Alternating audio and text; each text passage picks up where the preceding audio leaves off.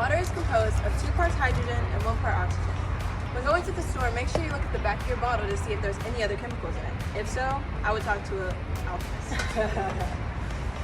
And you can take it a step further with H3O2. Some examples. We got watermelon juice. We got green juice. And we also have grape juice. All of these give your cells hydration, even copper water. Indigenous fruits grow naturally without cultivation.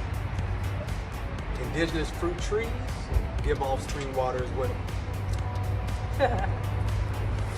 You're gonna need to get the Authentic Soulful Kitchen Digital Recipe Guide. For more of our short tips, follow us on YouTube and YouTube Shorts. Love ya, wholeness.